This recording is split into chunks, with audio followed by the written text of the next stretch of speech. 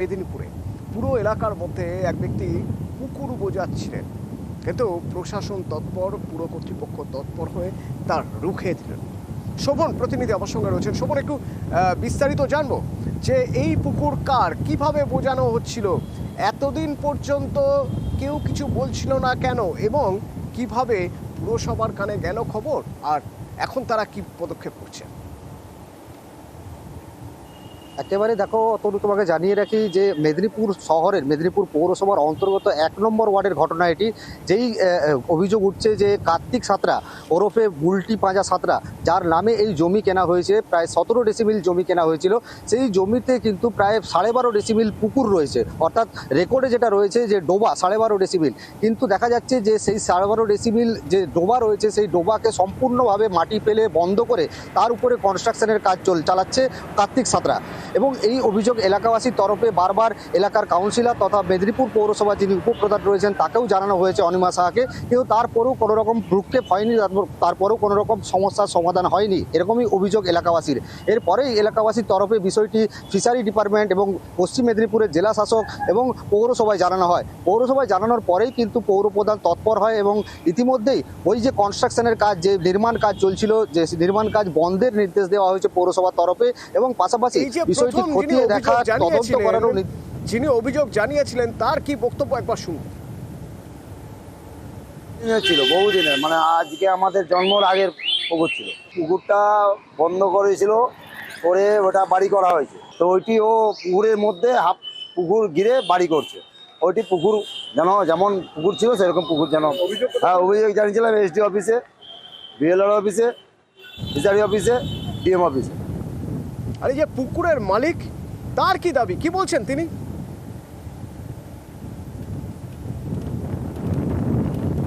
না, প্রমোটিং কিন্তু ব্যাপার কিছু না, এটা আমি নিজস্ব বাড়ি করছি।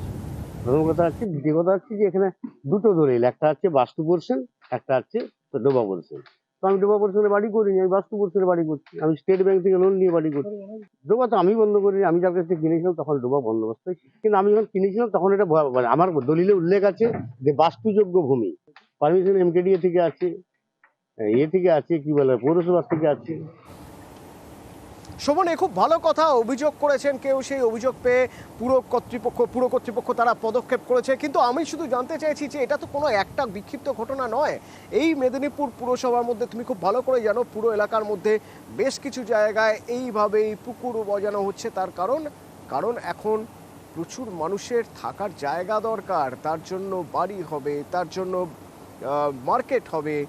তো সেই জায়গাগুলো নজরদারির ব্যাপারে পুরসভা কি ভাবছে?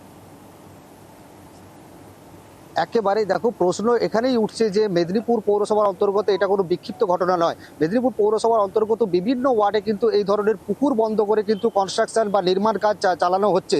এই অভিযোগ কিন্তু শহরবাসীর তরফে বারে বারে করা হচ্ছে, কিন্তু তারপরেও বিভিন্ন ক্ষেত্রে দেখা যাচ্ছে যে প্রশাসন উদাসীন। তার ফলেই কিন্তু প্রশ্ন উঠছে যে মানুষ এভাবে অবৈধ বা বেআইনি নির্মাণ করে চলেছে, তারপরেও কিন্তু প্রশাসনের কোনো ভূমিকা নজরে পড়ছে না।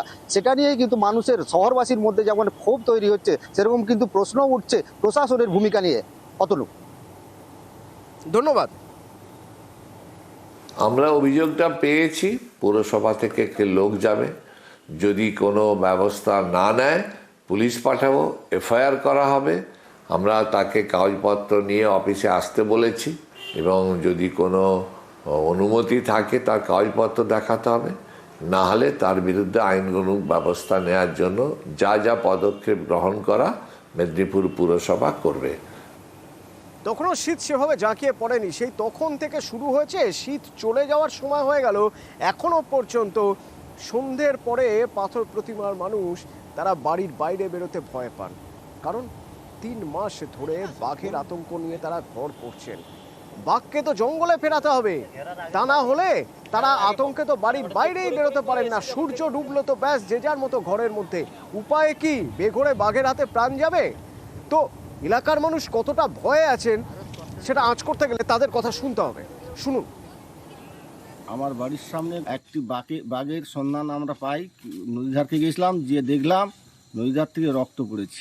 যে সেই রক্ত ধরে ধরে যখন গিয়ে দেখি না, প্রচুর বাঘের ছাপ। এইভাবে ভয়ঙ্কর আজ মনে হয় 4 মাস চলছে, আমরা একটু ঘর থেকে বেরোতে পারিনি। আমরা যেখানে বসবাস করি তার কিছুটা দূরে রক্তের দাগ পড়েছে, থপা থপা করে রক্তের দাগ দেখছি। তারপরে ওপারে নদী বাঁধ পেরোতেই দেখি কাঁচা কাঁচা বাঘের পায়ের থাবা। গত 4 মাস ধরে এরকমই হচ্ছে। বন দপ্তরকে খবর দেওয়া হয়েছে, তারা এসে বারবার ওই একই কথা বলে চলে যায় যে বাঘ ঢঞ্চি পেরিয়ে চলে গেছে, কিন্তু তারপরেও আমরা বাঘ দেখতে পাচ্ছি। তা আমার অনুরোধ বন দপ্তরের কাছে যে কিছু একটা আপনারা করে দিন যাতে আমরা স্থায়ীভাবে এখানে থাকতে পারি। প্রতিনিধি বিশ্বজিৎ আমার সঙ্গে রয়েছেন। বিশ্বজিৎ, আমরা শুনেছিলাম, আমরা জানতাম নদীর ধারে বাস চিন্তা 12 মাসে, জঙ্গলের ধারে বাস করলে তো বিপদ 12 মাস, আর সেই বিপদ নিয়ে ঘর করছেন মানুষগুলো। বন দপ্তর কি করছে? হ্যাঁ দেখো, এই ঘটনা নিয়ে কিন্তু প্রবল আতঙ্কের মধ্যে ভুগছে প্রায় 3 মাসেরও বেশি সময় ধরে শ্রীধরনগর গ্রাম পঞ্চায়েতের উপেন্দ্রনগর গ্রাম। এই বিষয়ে কিন্তু আমরা বন দপ্তরের সঙ্গে কথা বলেছিলাম। বন দপ্তর পরিষ্কার যেটা জানিয়েছে, যে জায়গা থেকে প্রতিনিয়ত বাঘটি আসতো সেই জায়গায় কিন্তু ইতিমধ্যে জাল দিয়ে কিন্তু ঘিরে রাখা হয়েছে। অতএব গ্রামবাসীদের চিন্তামুক্ত থাকতে এবং গ্রামবাসীরা যাতে স্বাভাবিক জীবনযাপন করে সেই কথা কিন্তু ডিএফও তরফ থেকে কিন্তু বলা হয়েছে।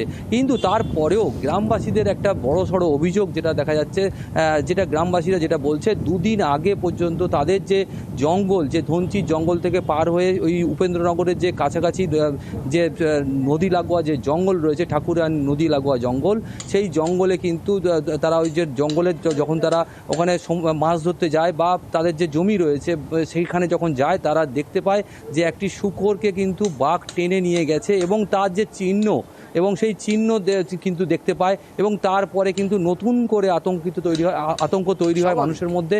একই আগে থেকে একটা আতঙ্ক ছিল এবং সন্ধে হলেই সবাই কিন্তু বাড়ির মধ্যে ঢুকে হয়ে যেত, কিন্তু এই মুহূর্তে আবারও নতুন করে কিন্তু আতঙ্ক তৈরি হয়। এবং সেই কারণে মানুষ বারে বারে স্থানীয় প্রশাসন বলতে কাছাকাছি রয়েছে শ্রীধরনগর গ্রাম পঞ্চায়েত, শ্রীধরনগর গ্রাম পঞ্চায়েতকে কিন্তু তারা বারে বারে জানায়। শ্রীধরনগর গ্রাম পঞ্চায়েতের তরফ থেকে যে প্রধান রয়েছেন তিনি কিন্তু ইতিমধ্যেই যে এই মুহূর্তে যে পরিস্থিতি হয়ে রয়েছে সেই পরিস্থিতি নিয়ে জেলা শাসক থেকে শুরু করে ডিএফও দক্ষিণ 24 পরগনার সবাইকে কিন্তু এক ধাতে কিন্তু তিনি চিঠি করে জানিয়েছেন। মুখ্য বন আধিকারিক তার বক্তব্য একবার শুনবো। বিষয়ের সঙ্গে থাকো, কারণ তিনি আশ্বাস দিচ্ছেন টেনশনের কোনো কারণ নেই, ভয়ের কোনো কারণ নেই। যেটা উপেন্দ্রনগরের সামনে বাঘের উপস্থিতি আছে সেটাও রিজার্ভ ফরেস্ট এরিয়া, সেটা কোনো গ্রামের এলাকা নয়, সেটা ঠাকুরান 1 কম্পার্টমেন্ট। এবার হচ্ছে যে গ্রামবাসীদের আতঙ্কিত হওয়ার কোনো কারণ নেই, কারণ আমরা বাঘের জন্য যে ঘেরাটোপ তৈরি করেছি ধুনচি, তাছাড়াও গ্রামের সাইডে ওই জঙ্গলের ঠাকুরান 1-এর সাইড দিয়ে যে গ্রামের এমব্যাঙ্কমেন্ট, সেই দিকটাও পুরো নাইলন নেট দিয়ে ঘেরা আছে, সুতরাং বাঘের গ্রামে ঢোকার কোনো সম্ভাবনা নেই। বিশ্বজিৎ, বন দপ্তর তো বলছে ব্যবস্থা করছে, আতঙ্কের কোনো কারণ নেই, তারপরেও মানুষের মধ্যে এই ভয়, কোথাও কি বন দপ্তরের উপর থেকে ভরসা হারাচ্ছেন মানুষ? হ্যাঁ একেবারেই। দেখো, যে মানুষগুলি ওখানে কিন্তু রয়েছেন প্রতিনিয়ত তাদের চাষবাস, মৎস্য শিকার, মৎস্য চাষ থেকে শুরু করে তাদের জীবিকাটা কিন্তু এইটার ওপর নির্ভরশীল, যেহেতু একটা পঞ্চায়েত এবং একটা দ্বীপ অঞ্চল। এবং সেই কারণে মানুষ যে স্থানীয় উপকূল মানুষগুলির কিন্তু অভিযোগ, বারে বারে অভিযোগ যে তারা বারবার 2-3 দিন অন্তর বাঘের পায়ের ছাপ লক্ষ্য করছে, টাটকা বাঘের পায়ের ছাপ লক্ষ্য করছে তাদের যে দাবি। এবং সেই কারণে তারা কিন্তু ভীষণভাবে আতঙ্কিত। শুধু রাতে নয়, দিনেও নদী উপকূলীয় যে এলাকায় তারা যে মাছ ধরতে যায় বা যেখানে ফিশারি রয়েছে, মাছ চাষ করেন তারা কোনো মতেই সেখানে যেতে পারছেন না এবং সেক্ষেত্রে তাদের জীবিকা নির্বাহ করতে কিন্তু একটা বড় সমস্যা হচ্ছে। এবং সেই কারণে তারা কিন্তু ধীরে ধীরে এই যে বন দপ্তরের যে কাজকর্ম তার প্রতি কিন্তু আস্থা হারাচ্ছে। যদিও বন দপ্তরের তরফ থেকে কিন্তু পরিষ্কার বলে দেওয়া হয়েছে যে জায়গায় বাঘ আসে, ধনচির জঙ্গল, সেখানে কিন্তু ভালোভাবে জাল দিয়ে ঘিরে দেওয়া হয়েছে যাতে না বাঘ নতুন করে আসতে পারে, সেই ব্যবস্থা কিন্তু করা হয়েছে। তার পাশাপাশি গ্রামবাসীকে কিন্তু একদম নিরাপদ ঠিকঠাক থাকার জন্যই বলা হয়েছে, কোনো চিন্তা করার দরকার নেই। তারপরেও কিন্তু গ্রামে কিন্তু একটা আতঙ্ক তৈরি হয়ে যাচ্ছে, যেহেতু 3 মাসেরও একটা সিসি ক্যামেরার ফুটেজ দেখাই আপনাদের। দেখুন, এটা ভাটপাড়ার ছবি। দেখে মনে হচ্ছে না গাড়ির সামনে কেউ একজন কিছু রেখে যাচ্ছে, গাড়ির তলায় কি রেখে যাচ্ছে বলুন তো, কি রেখে যাচ্ছে বলে মনে হয় আপনার? দেখুন, একটা না, দুটো না, পাঁচটা বোমা, তাজা বোমা। সাফাই কর্মীরা যখন সাফাই করতে এলেন তখন এই বোমাগুলো উদ্ধার করেছেন তারা। যদি ঠিক সময় উদ্ধার না করা যেত কি হতো, যা খুশি হতে পারত। অরুণ প্রতিনিধি আমার সঙ্গে রয়েছেন, সরাসরি বলতে পারবেন অরুণ, কারা কারা এর সঙ্গে জড়িত তা তো খুঁজে বার করতে হবে। এ তো ভয়ানক ঘটনা ঘটতে চলেছিল, তো এই সিসি ক্যামেরার ফুটেজ দেখে চিহ্নিত করা সম্ভব হয়েছে যে এটা কে? একদমই তাই। দেখো, সকালবেলায় সাফাই কর্মীরা যখন এলাকায় আসে একটা প্লাস্টিকের মধ্যে কিন্তু তারা কিছু একটা জিনিস দেখতে পায়। যেহেতু ভাটপাড়া, সেখানে এখানকার প্রতি একেবারে বাচ্চা থেকে শুরু করে সবাই জেনে গেছে কোনো জায়গায় কিছু পরিত্যক্ত পড়ে থাকলে পরে সে আমাদের বোমাটাই থাকবে, এটাই কিন্তু তাদের একটা ধারণা। সেই যখন সাফাই কর্মীরা প্লাস্টিকটা হাত দিতে যায় তখন দেখে যে ওর মধ্যে 5টা জিনিস বোমা রয়েছে। তখন সাথে সাথে ভাটপাড়া থানায় খবর দেওয়া হয়। ভাটপাড়া থানার পুলিশ এসে কিন্তু গাড়ির তলা থেকে বোমাটি উদ্ধার করে। এই ধরনের ঘটনায় কিন্তু আতঙ্ক ছড়িয়েছে। গাড়ির তলায় বোমা, যে কোনো সময় বিস্ফোরণ ঘটতে পারতো। পাশাপাশি অনেক বাড়ি রয়েছে, মানুষ কিন্তু আতঙ্কিত। ফলে এই যে সিসি ক্যামেরা ফুটেজ, সেটা দেখে কিন্তু পুলিশ বাপ্পা বারোই বলে কিন্তু একজনকে চিহ্নিত করেছে এবং তাকে জিজ্ঞাসাবাদের জন্য আটক করা হয়েছে। এর সঙ্গে কেন সে বোমটা রেখেছিল বা কী উদ্দেশ্যে রয়েছিল, এর সঙ্গে আরও কেউ জড়িত আছে কিনা সেটা কিন্তু খতিয়ে দেখছে ভাটপাড়া থানার পুলিশ। তবে বোমগুলোকে নিষ্ক্রিয় করা হয়েছে এবং ভাটপাড়া থানার পুলিশ এই ঘটনা কিন্তু বাপ্পার কি পরিচয়? দেখো, এটা নিয়ে কিন্তু এখন ধরছে বাপ্পাকে কিন্তু আগে কখনো পুলিশের খাতায় কোনো নাম ছিল না। সে কি তাকে কেউ ব্যবহার করেছে বা সে কীভাবে এখানে বোমটা রাখতে এলো, এই তাকে জিজ্ঞাসাবাদ করলে বোঝা যাবে যে, কারণ তাকে পুলিশ হেফাজতে নিয়েছে। কারণ পুলিশ যদি তাকে জিজ্ঞাসাবাদ করলে বোঝা যাবে কিন্তু বাপ্পা কিন্তু মাস্টার মাইন্ড নয়। কারণ সে বলছে যে আমি জানতাম না। সে যদি জানতোই না বলে থাকে তাহলে কি করে বোমটা সেখানে রাখা হলো বা সেই কেন রাখতে এলো? সিসি ক্যামেরার ফুটেজ না থাকলে কিন্তু পুলিশ এটা শনাক্তও করতে পারতো না। ফলে স্বাভাবিক ক্যামেরায় সেক্ষেত্রে ক্লোজ সার্কিট ক্যামেরার ফুটেজ যথেষ্ট সাহায্য করেছে তদন্তের ক্ষেত্রে। ধন্যবাদ। কে রেখেছে, কি জন্য রেখেছে জানি না। আমি যে কথাটা প্রথম দিয়ে বলেছি যে এটা চক্রান্ত, এটা বদমাশি, 10 নম্বর ওয়ার্ডের বদনাম করার জন্য। সত্যেন রায় যেহেতু লড়াই করে যে তৃণমূল করবে, সে তৃণমূলের 10 নম্বর ওয়ার্ড, তার ওয়ার্ডে কেউ বোম রাখে? এ সমাজ বিরোধী এ বদমাশ লোকেরা। আমি না, ষষ্ঠীর ভিতরে তো ভূত আছে, তো ষষ্ঠীর ভিতরে ভূত থাকে তো জানেন।